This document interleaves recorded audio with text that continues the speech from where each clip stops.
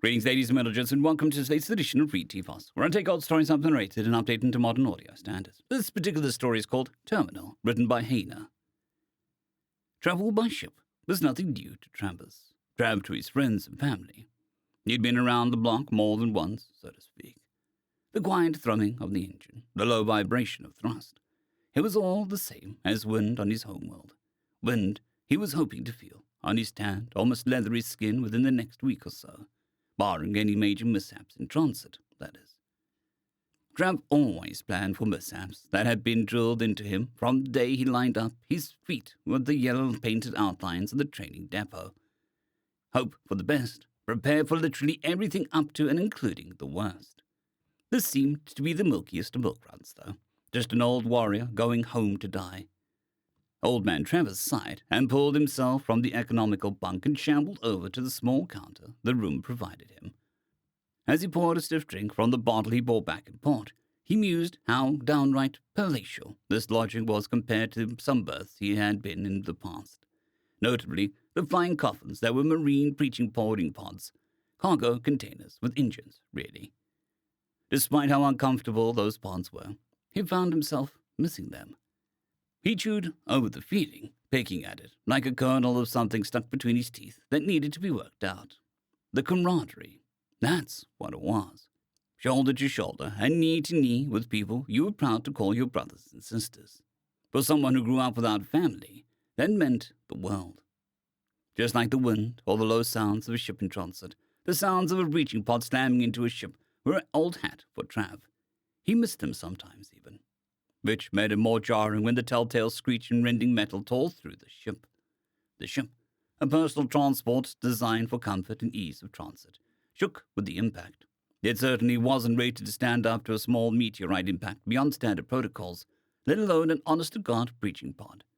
Someone with enough money to own an assault craft of some sort wanted somebody on the ship dead or captured. No two ways about it. Warning alarms began to go off, and the lighting switched from the fluorescent white to a deep emergency red. Travers cursed himself for shipping his service weapon home ahead of him. He should have sprung for the extra screening that would have cleared him to bring it with him. His time in service allowed him that much. So instead of waiting for something to happen, he did what any sensible old warrior would do and snapped one of the small handles off the cabinet. Nothing that would pierce through actual armor, but in a pinch it might be able to do some damage. At least he could go out fighting. Travis took a moment to shrug his shoulders and roll his neck, causing joints to pop. Damn, he was getting old. As if the more salt and pepper beard and bald head didn't give that away. Despite his age, Travis simply didn't know when to stop. Instead of being bulky, now his muscles simply looked like tightly packed bundles of suspension cable. He could still run a couple kilometers in under 10 minutes, not nearly as good as his time back at the service, but he was no slacker. Travis pulled off the access panel for the door and quickly removed a few wires, an old trick he learned back in the day. The door wouldn't lock anymore without power, but it could also be opened with slowly and silently. None of the telltale whoosh that sounded from most doors nowadays. Gently pushing the door to the side, he chanced a quick look to either end of the corridor. To his right was an elevator that went up to the rest of the residential decks, and eventually command, or just down to the engineering level. To the left, a pair of armored forms advanced out the hall. At each door, they pressed a datapad of some sort against the lock, sounding a chime and sealing the door from the outside. They moved like professionals, or moved how they thought professionals would, and obviously knew where their target was. They were simply clearing the other decks, possibly their exit route. Maybe there was some dark ops team picking off known insurgent leader ignoring civilians. Wouldn't be the first time. Gunshots, screams, more gunshots, and then silence put that notion to rest, as far as Travis was concerned. Risking another look, Trav noticed holes in their technique. They didn't go one door at a time. One handled the left side of the corridor, the other handled the right. If anything happened to one of them, the other would have to turn completely around to assist.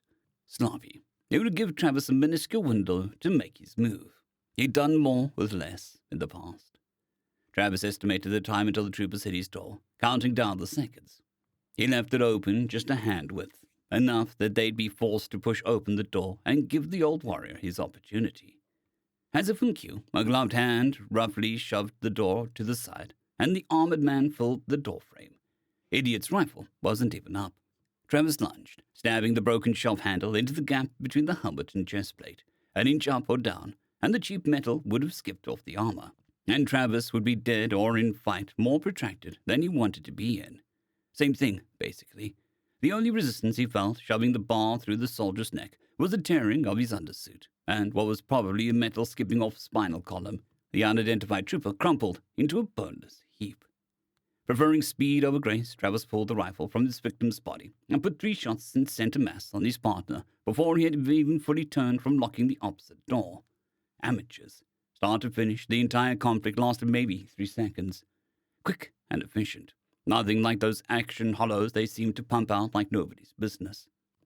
Working quickly, he stripped the bloody chest armor from the first trooper and donned it, gathering up ammunition and what seemed to be a serviceable knife along with the plating.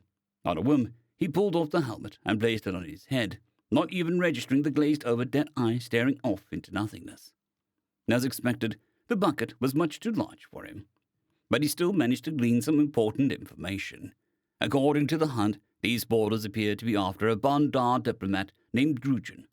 If he could navigate the menus, he'd imagined there would be a description or even a picture. As it was, the helmet wasn't keyed to Travis, so this was as much as he could glean. Having learned their objective, he tossed the oversized helmet to the floor. Travis didn't know much about the Bondar, but from his time in the service he remembered them being huge proponents of peace between warring factions. Someone wanted one conflict or another to continue. Probably someone making money off of it. This is old hat to Travis as well. War always printed money for someone, and it was men like Travis, boys like Travis used to be, who paid the price. "Always make 'em pay," Travis muttered to himself as he moved towards the elevator. Something his commanding officer back in the day used to drill into them. If they hurt you, always make them pay for it. Travis paused at the elevator. If he took it up, odds are that he'd be gunned down by either security forces thinking that he was one of the boarders, or by the boarders themselves. He knocked down a maintenance panel, revealing the set of handholds recessed into the shaft, acting as a ladder. "Up we go, old boy," he grumbled to himself. After a grueling but blessedly short climb up, he noticed a set of doors that looked like they had taken some fire from the other side. Choosing this as his stop, he carefully pulled back the maintenance panel, chuckling lightly to himself as he imagined the clicking of the aging joints revealing his position. Emerging from the hatch, he immediately spotted 3 troopers crouched at varying points along the hall in front of him, exchanging fire with a few entrenched security forces at the other end. He held a finger up to his lips, just in case one of the security team spotted him and called out. Worth a shot, anyway. With 3 oblivious targets at such a close range, Travis simply put a single round into each of their buckets, almost execution style. Blood and grey matter painted the formerly pristine halls, if you discounted the bullet holes and blast marks that were there before. He quickly held up his hands up and called out to the security team. "Sergeant Travis McKinley, retired." He hoped his hoarse old voice still carried the way it did back in the day. The team, 4 men and 2 Xenos, who looked a little too pale after what seemed to be their first actual gunfight, pushed up the corridor to him. They kept their sights on him, but nobody started shouting. It was a start. One of the Xenos, about like Yorichida, looked Travis up and down. Out of the rest of the crew, he seemed to have the most proper bearing and trigger discipline. "Appreciate the help, Sergeant," it spoke, with its odd, chittering accent. "Any time," he said, his voice sounding raspier by the moment. "Looks like they're after some Bondar diplomat," he said, tapping the stolen armor. "Any idea where they'd be?" The bat sighed and gestured vaguely at the elevator. "These few cut us off from the rest of our force, and the rest probably moved up the deck or 2 in order to cut off the VIPs from any escape pods. I think there's a panic room just below the command deck." Travis narrowed his eyes just a little. Who in the right mind puts a panic room in the ship that can just be peeled open and exposed to hard vacuum? As if sensing the unspoken question, the bat shrugged. "That's all we've got to go on right now. We're scattered and a little outgunned right here, Sergeant. I haven't been able to get into contact with the teams in the upper decks." "Probably a jammer they brought in on their can opener, if you ask me. It's what I do." "Can opener?" asked one of the other men, who had been inspecting one of the boarders' rifles. "Yeah," the aging sergeant said. "They're assault ship, boarding craft, flying coffin, it's all the same." He scattered a hand through his rough beard. Is there another way up besides this death trap behind us? The bat thought for a moment, then pulled up his ship schematics from a panel mounted on his wrist. A few taps, and he looked back to Travis. Only if you're up for a spacewalk, he shrugged. I've done worse. If you don't mind my suggesting, you should take your men and try to find their breaching pod. If you disable the jammer, we should be able to start screaming for help. Odds are it'll be lightly defended. Oversized ears flopped about as the bat looked around, judging its options. All right, but take Zebeki with you. He's quick in and out of those vac suits. At the mention of his name, a cat-like member of the security team popped up and trotted over. Travis looked over the unassuming feline. All right, Kitty, let's go suit up and earn you your hazard pay. I don't think we get hazard pay.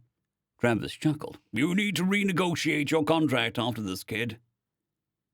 Crawling over the outside of the ship, like some sort of parasite, never really bothered Trav. There was a job to do, and he was going to do it. This was just another part of it.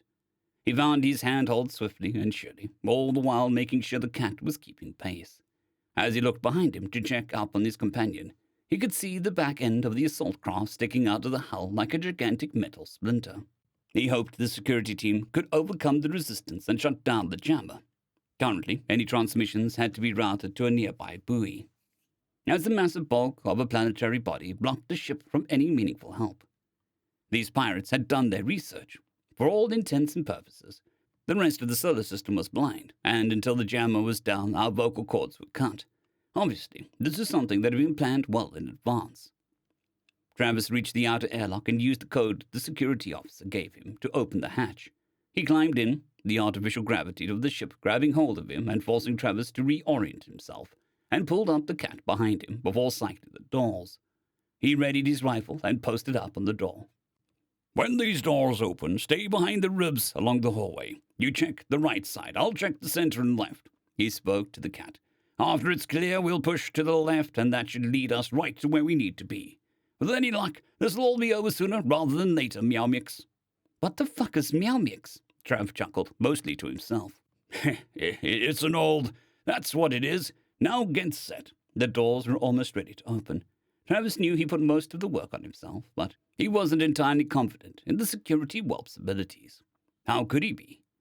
The airlock cycled open, and immediately Travis pushed forward to the nearest piece of cover. Directly in front of him, a long hallway stretched forward, and it was clear. He spun left, bringing his rifle to bear and quickly putting shots down the much shorter hallway that two troopers were rushing down, most likely to investigate the airlock. His rifle roared 4 times, and the 2 figures dropped lifelessly to the deck. He spared a moment to glance back to the cat, if only to make sure he wasn't going to catch a shot in the back. The swift little feline had actually eliminated a solo trooper. They must have fired at the same time Travis did for him to not notice the shots. Good work, he said, as he petted the kid's shoulder. If cats could look queasy, this one pulled it off. You stick to the right side of the corridor, I'll stick to the left. Should just be another couple turns to the paddock room. Interestingly enough, they met no resistance on their way to the diplomat's holdout. It turned out to be an impressive steel door with a hefty-looking set of locks, both electronic and physical. It was placed at the end of a short hallway, and unless they had some hatches inside, there was only one way in or out. Wonderful. Until they get the jammer offline, or you can bang out some code on that door. It looks like we're going to have to hold here, kid. It wasn't ideal, but when was it ever? Travis moved a few feet forward from the cat and took cover behind one of the ribs that lined the hallway. I'll see if we're close enough to raise any of the other teams, the cat yelled. You do that, Travis said, mostly to himself. They had managed to beat the porters to the room, which was surprising enough by itself. But now he'd need to hold it. He'd been in situations like this before. Lots of people died in situations like this.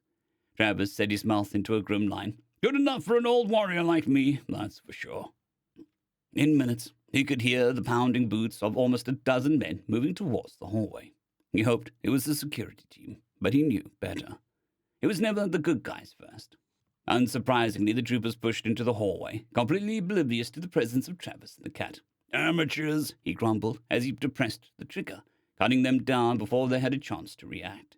They tried to pull their dead bodies back to cover of the adjoining hallways, but Trav made sure that they abandoned that notion. The dead lay where they fell. Trav risked a glance back at the kid holed up behind him. The cat seemed to be pressing himself into the wall, as if he could phase through it to safety.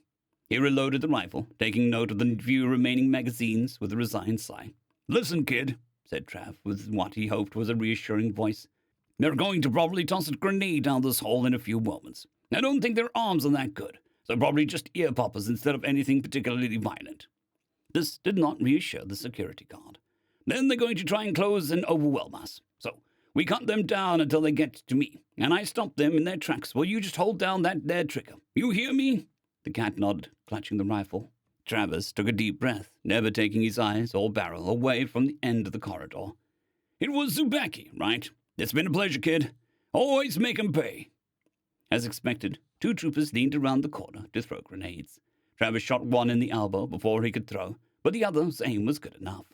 The cylinder spun through the air, bouncing across the floor to skid to a stop a few short feet in front of the old soldier. Reacting quickly, he buried his head into the crook of his arm and screwed his eyes shut. The grenade detonated, and as Travis suspected, it was just a flashbang. 2 things happened in almost the same instant. Travis went completely deaf. His eardrums ruptured, although this didn't occur to him at that moment. The second thing was the troopers bursting out of cover, pushing down the hallway, directly into the unwavering barrel of Trav's rifle. Ghosts and after images flashed across his vision, and his equilibrium was well and truly fucked. But the hall was the most simple of killing fields. He had enough to work with. He'd done more with less. Eventually, sporadic fire from Zubaki's rifle joined the cacophony in the corridor. His shots were far less accurate, but there was only so much space in a hall. With the number of soldiers falling to their shots, the small security guard allowed himself to hope. They could do this. They could hold against the odds. Travis knew better. Travis had planned for this, had made the conscious decision that sometimes you just didn't get to walk away. So if Trav couldn't walk away, then neither would these bastards. His last magazine expended, and the barrel smoking hot, Travis peeled himself from his crouched position in the corridor and swung the rifle like it was an old-school wooden bat going for a home run. The stock connected with the faceplate of the closest trooper, shattering it, and probably the nose behind it. With a shout, he unsheathed the knife that looted along with his armor and dove headlong into the fray. The stories and interviews about the extremist attack on the Starliner Second Rodeo all spun a similar tale. The tragedy of a lone man gunned down in a last-ditch attempt to delay the aggressors from capturing a renowned diplomat. The valiant security team storming the boarding craft and disabling the German to call for help. It all makes for a neat, tidy story. The dead hero, the still living victim saved by him, the enemies slain. What they won't tell you is that when the panic room unsealed, the blood was already seeping through the minuscule seam in the floor. The terrified and blood-soaked cat, Zebeki, clutched an empty rifle and stared in awe at the scene in the hall. The stories never mention how Sergeant Travis McKinley, who had served with distinction and received an honorable discharge, had been diagnosed with terminal cancer only weeks before the incident. They especially never mentioned the 6 bodies piled around him, all with fatal knife wounds. Above all, nothing was ever reported on how Travis, covered in wounds most would have perished from long ago, died with a wide smile on his face. End of story.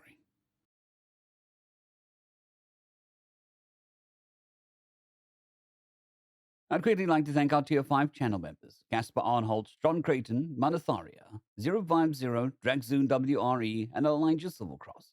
Thank you very much.